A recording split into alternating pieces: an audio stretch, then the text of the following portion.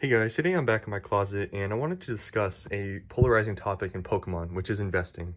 And obviously that's what this whole channel is about, but I wanted to kind of tell you guys why I'm making this video. So recently, I've gotten some hateful comments in my videos and they were being pretty hateful and aggressive and argumentative in their comments. And honestly, I'm going to stop replying to some of them because I really don't see a point of trying to, make like, I guess, voice my own opinion against them or whatever, or, counter whatever they're trying to say because it's just going to go nowhere. So I'm going to stop replying to those comments. I'm obviously going to read them. And if it does get to the point where, it's hateful enough, I will delete it. I don't want this to become a censored channel where I only have comments where people are 100% supporting me. I'm fine with having people with opposing opinions in the comments, but I don't want to get to that level where I have to delete comments. I've already deleted one, but that was for a different reason. But that's why I'm making this video. So I'm gonna discuss why people don't like this whole reselling investing thing, and kind of tell you guys why I do it. And yeah, so I'm gonna explain before I get to my points why people don't like this, if you don't already know, which I think is kind of obvious, but if you don't know, people don't like investors and resellers because it dries up supply in the market, which means that the price is going to go up. For some stuff, there is enough supply where it's not going to be really affected, but for other things, maybe more limited items, it won't be available to people who actually enjoy the hobby. So that's understandable, that makes a lot of sense.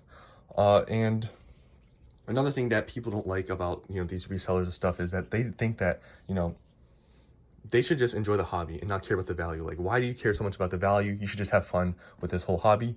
I agree with that, but it's somewhat not realistic because I think somewhat everyone cares about the value of, Pokemon or just any collectible because you're putting money into it. And I understand you're trying to have fun, but this hobby is not cheap. It's very expensive.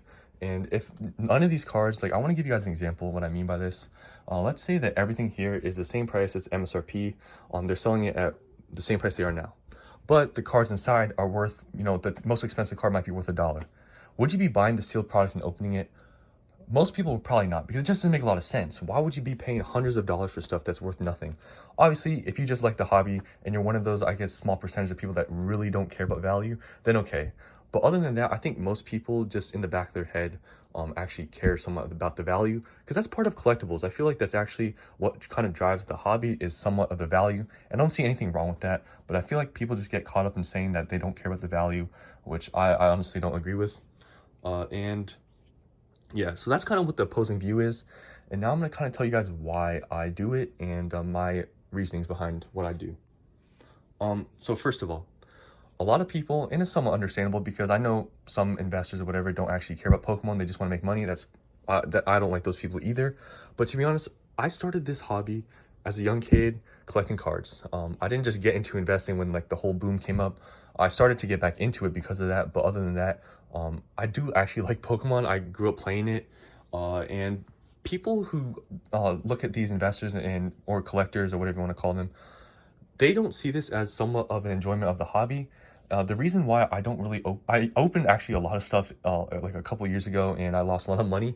But other than that reasoning, the reason why I just invest and hold stuff is because this is kind of a way for me to enjoy the hobby and also make money and not lose a lot because I just honestly, I know it's in my closet and whatever, but I like holding on to this stuff and I like actually looking at the boxes and I just like the whole process of just holding a sealed product. And like I said, I just like looking at the boxes. I mean, opening them is fun. I do once in a while, but I just like this aspect of just sealed products.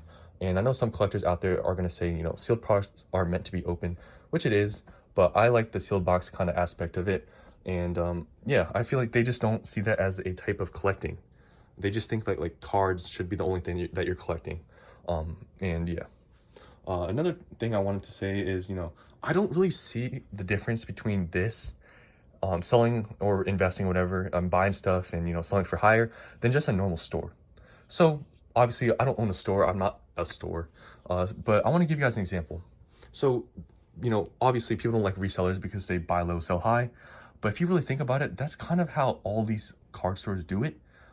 They buy from a distributor for a lower price and they sell it for a higher price.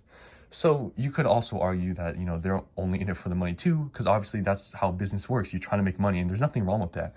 So I'm just, in my opinion, I'm just doing this on a smaller scale where, I'm buying it from those stores and I can't just sell it right away because unless it's like a limited product. But other than that, I'm holding on to it for it to go up in value because the supply is going to go down and then sell it in the future. So I kind of just see this as a small scale store, except I don't own a store. So I guess that makes me much of a worse person. I don't know, but I really don't see that big of a difference. And I know some people might say, those stores, they're the ones supplying it to the market, so it's different. You could actually argue that Pokemon could be the only one selling it, and there could be no card stores out there. I know that's kind of extreme example, but you can kind of see where I'm coming from. And the last point I wanted to make is that, investing into Pokemon, I know it's a hobby and whatever, and it's for fun, but I see this investing similar to other sort of investments like stocks and houses. It's the same concept of buy low, sell high. Especially houses, I feel like is one thing where I wanted to compare it to, because houses are in need, and Pokemon is kind of a hobby and a want. It's not really something that you really need. And the fact that people are selling houses or buying houses low, flipping them, and making people spend more money for a shelter, which is a necessity, that could be argued to be worse. But that's just how business works. So honestly, if you're just against this whole reselling thing, you just don't really like capitalism, I guess, because that's just how people make money, and that's just how life works. So that's all I wanted to say. It's a little bit of a shorter video, but I just want to get my opinion out there. And if you guys agree with me in the comments, comment down below. If you guys don't, comment down below, but just try not to be so mean. And I just want to say once again, I know I say it pretty much at the end of all my videos. I really appreciate you guys watching all my videos. It really motivates me to keep making these, and I'm pretty consistent so far with posting. So just thank you guys all for watching, and if you watched to the end, really appreciate it. And yeah, try not to be so mean in the comments, and I'll see you guys in the next one.